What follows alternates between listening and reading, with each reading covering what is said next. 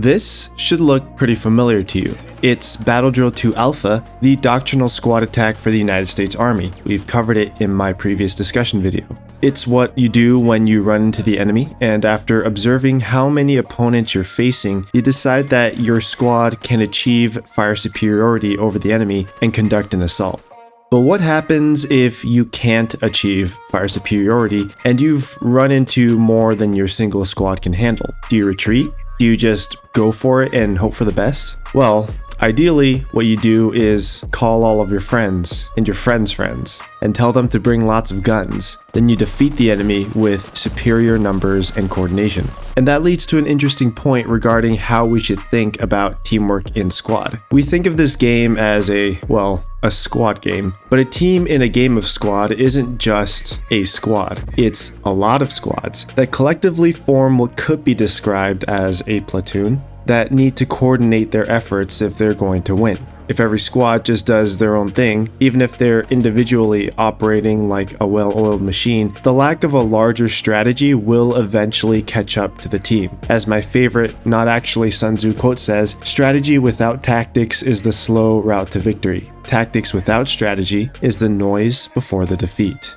So, the reality of squad gameplay is that team-level strategy is more impactful to the outcome of the game than squad-level tactics. Don't get me wrong, squad-level tactics have a lot of value, but their relative importance shouldn't be inflated. Not only is a team-level strategy more impactful, but in theory, it's also a lot easier to do. Think about everything we've talked about in our previous discussion videos regarding small unit tactics. They all have a million little details that need to be done right, and they all require the entire squad of 9 guys, or at least a majority of them, to buy into and know the tactics for these to be effectively applied in-game. By comparison, if you have just 2 squad leaders talking to each other and coordinating their efforts over command comms, you already have the makings of a rudimentary platoon, and all they really need to do is apply the basics and coordinate their broad stroke maneuvers to be effective. And this is where I'm going to take a moment to draw a fine but definite line between team strategy and what I'll refer to as platoon tactics, with platoon just referring to any group of multiple squads that are attempting to coordinate their actions in a game of squad. Until now, I've been using these terms interchangeably in this video, but I do think there is a distinction to be made. There are multiple lenses that can be used to analyze strategy and tactics at the team level in squad. There is, of course, the all-important issue of spawn infrastructure. Where do the squad leaders place their radios and habs? It's a very important job for squad leaders to do that should never be ignored. There's also the issue of coordinating combined arms assets to include armor, aviation, and command assets such as the airstrike and artillery barrage. These aspects of inter-squad coordination all put under the blanket of team strategy, as the main thing of concern here is deciding when and where to position the assets that belong to the team as a whole. This effort must be coordinated across the entire map. And finally, there's the issue of coordinating the tactical level between multiple squads in a battle. So instead of deciding who's staying on defense and what's going on the attack, it's going to be deciding how you're going to attack the enemy objective with the assets that are with you. This multi-squad tactical business is what I'm referring to when I say platoon tactics. And note that I'm using the term very loosely and specific to the game here, and not in the same way that real-world military manuals use the term platoon tactics. In my view, team strategy and platoon tactics are closely related. And I think it's a mistake to treat them as independent from each other when you're actually playing the game and coming up with plans in command comms. That said, I want to take some time to establish the fundamentals of platoon level tactics and how they differ from squad level tactics. So for this discussion, I'm going to break my own rules and separate platoon tactics from team strategy. And my goal is that once I establish the unique considerations of these larger scale tactics, we can then reintegrate them with team strategy as a whole to create a more holistic understanding of how squad leaders should try to work with each other. So today, we're going to be talking about attacking as a platoon in squad. If you've seen my other discussion videos, you basically already know what you need to know to be able to extrapolate the fundamentals I've already talked about to then apply them to attacks that consist of multiple squads. The usage of fire and maneuver, suppression, and flanking all apply here. You're just moving around squads instead of fire teams and individuals. That said, there are some differences that I want to highlight. Let's start a discussion by contrasting the basic geometry of an attack by a single squad as opposed to multiple squads in the game.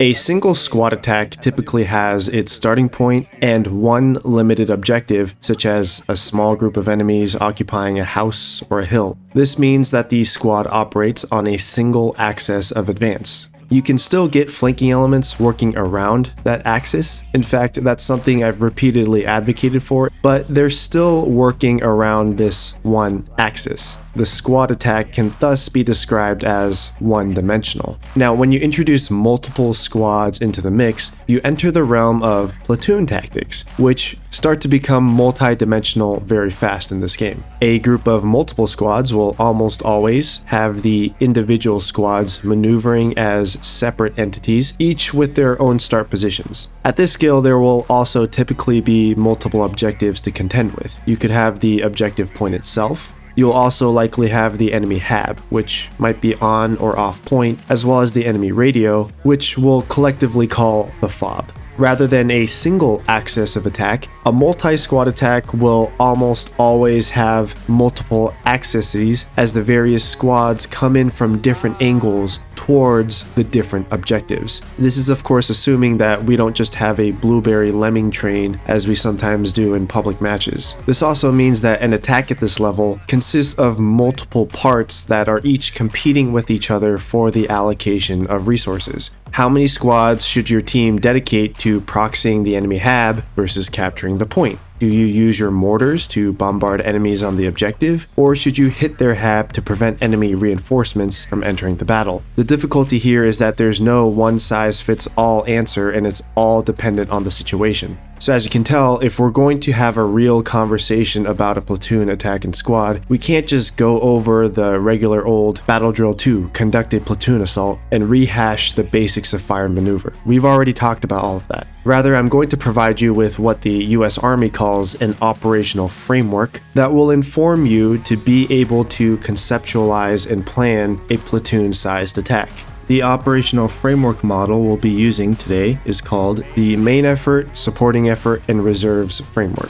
What the hell do those words mean? Well, they're drawn straight from the US Army's operational concept, which can feel like a glorified word salad at the best of times, but let's still try and understand the deeper meanings behind these words. Now, quick disclaimer here, these concepts don't always apply to squad perfectly. This is in no small part because they're most often used to describe operations at the brigade through corps level from what I'm seeing, but this operational framework certainly has applicability to platoon level operations such as we see in squad, and they can help us break down and conceptualize the game to reach a deeper understanding. So let's dive right in.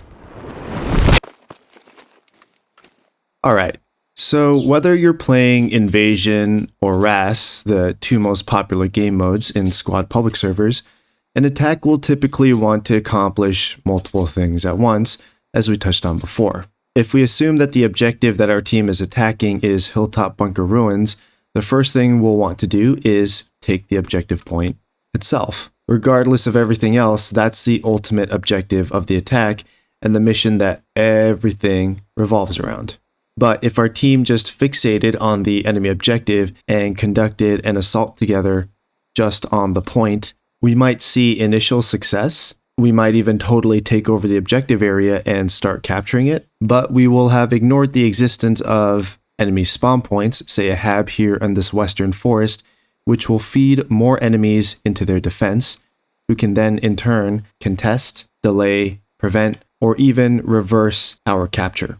So a secondary objective of attacks in squad is to neutralize the enemy's spawn points. Now, in some cases, the attackers will neutralize the enemy FOB without any particularly dedicated effort, especially if the enemy has an on-cap FOB, where the HAB and radio are right there on the point. However, if the enemy has what's called an off-cap FOB, where the hab and radio are placed off of the objective point, it will require an entirely separate effort from our team to locate and neutralize. So our attack here will have to consist of two different efforts to be successful. One to gain control over the objective, and one to find and neutralize the enemy spawn. What the main effort, supporting effort, and reserves framework does is it helps us to conceptualize what needs to be done for the attack to succeed, and to prioritize the allocation of resources between the different efforts. So of the two goals that we identified that our attack needs to accomplish, gaining control over the objective is more important because, as we said earlier, that is the ultimate goal and the mission that everything else revolves around. So we can designate this as the main effort of our attack, the decisive operation that we will assign most of our attackers to. Meanwhile, neutralizing the enemy spawns is a goal that seeks to prevent enemy reinforcements from rejoining the fight over the capture point, so we can designate this as the supporting effort, an attack that is important to overall mission success, but has comparatively low priority for resources. Usually, supporting efforts create and maintain the conditions necessary for the main effort to succeed. So in this example, whichever attackers are responsible for finding and neutralizing the enemy fob can often be the deciding factor determining whether the objective itself is taken or not. So that was a basic overview of what a main effort and a supporting effort are. Now I'm going to introduce something to the relationship between these two that a lot of people forget about: timing. Now, timing is, in my opinion, the most neglected aspect of military tactics, especially when it comes to amateur practitioners, like those people who make YouTube videos trying to take real-world infantry tactics and apply them to a video game. It's not all about maneuvering or fires or communication. Synchronizing everything across time is also just as important. So that's to say that in this example that I've laid out, capturing the objective point won't always be the main effort. Sometimes your team will need to switch its main effort towards neutralizing the enemy spawn points first, while any attack on the objective point becomes a supporting effort. And that is because the main effort is never just designated at the beginning of an attack and left alone until its conclusion. The main effort is something that constantly changes, and actually should change if you're doing it right, depending on what the circumstances are. It is simply whatever is the most important to the mission's overall success at a given point in time. So for illustration's sake, we can divide this example attack into two distinct phases. Phase 1, where the attack is just starting to approach the objective, and the main effort is in finding and neutralizing the enemy spawn point. After this, there'd be Phase 2, where the team's main effort switches to capturing the objective. So during Phase 1, say we have 3 squads and a mortar. Our team might send 2 squads to find and neutralize the enemy fob. This would be the main effort. However, we also want to prevent the enemy from being able to simply run their entire defense over to defend their fob against this concentrated attack. So we can send 1 squad to apply pressure on the objective point as a supporting effort. They would threaten to capture the point and create a dilemma for the enemy, pulling them in 2 different directions, and ultimately prevent them from moving their entire defense off cap to defend their fob. This makes the job of our main effort easier to do. Our mortar, as our fire support asset, should always be in support of the main effort. So during Phase 1, it might bombard this area here to deny the enemy the ability to easily move reinforcements to defend their fob. Now, once our team succeeds in securing the enemy fob, the enemy no longer has any respawns, and we can enter Phase 2 of the attack. The main effort now shifts to clearing out and capturing the objective point itself. So the squad that was making the supporting attack here, ideally playing it conservative until now, starts getting aggressive. In addition, one of the 2 squads that was helping to attack the enemy hab would now move towards the objective to help clear it out. However, we also need to ensure that the enemy isn't able to regain control over their fob. So we would keep our 3rd squad off the capture point to hold the enemy fob and prevent it from coming back online. The mortars, again, should be supporting the main effort, so they can start bombarding the crap out of the objective area to help clear it out. This framework can apply to totally different situations, like a frontal attack on a tree line, like this one in front of us here. There are no habs, no objectives, no radios to worry about. It's simply a multi-squad attack on enemy positions along this tree line. An initial diversionary assault can be launched as a supporting effort on this western section before a different section, say here on the east, is assaulted with a heavy concentration of forces and also firepower as the main effort. The supporting effort, by drawing the enemy's attention and defenders to one side of the tree line, gives our main effort the best chance of success in breaching into this position and gaining a foothold. So that was just a little thought exercise to help illustrate how an attacking squad can be coordinated by conceptualizing and designating a main effort and a supporting effort. Like with all of my videos, your focus should not be on the specifics of how my example played out, but rather on how I applied the underlying principles. Once you understand how you can use these principles to identify what needs to be done for an attack and how to prioritize and coordinate your resources across time and space, I think you will be equipped with a flexible framework for platoon attacks. So I talked about the main effort, the supporting effort, and even fire support in the previous section. But you may have noticed one important element missing from the above, that is reserves. And you would be correct in identifying such. Reserves are a critical component of real-world military operations because no commander ever has complete information while they're planning an attack. Having uncommitted reserves standing by allows him to keep his options open as the situation develops and potentially unforeseen circumstances arise. However, for a game like Squad, reserves are a bit of an iffy concept. Holding back a portion of your team in the attack rarely serves any useful function unless it's for something very specific, like keeping your tank hidden until the enemy armor reveals itself. Generally, all you're doing is robbing your initial attack of its full potential. This is particularly true because Squad is not real life and is a game with a respawn mechanic. Every time a player dies, he's not lost to the team forever, but he can re-emerge, good as new, to go on fighting. And this is where I think the concept of a reserve can fit into the game,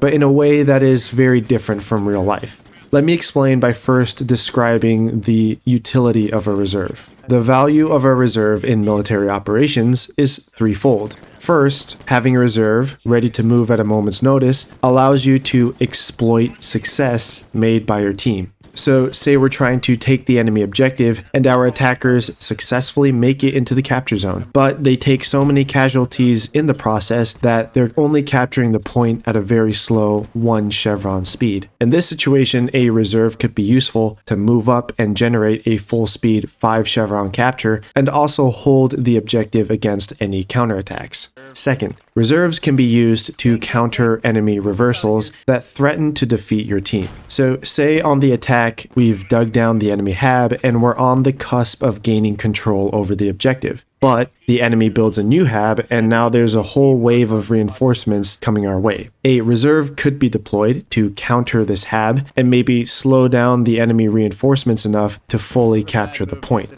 And finally, reserves can be used to retain the initiative. So say we're assaulting the objective and we have great momentum at the start, but things start to bog down after a few minutes. Reserves can be committed at this stage to keep up the momentum.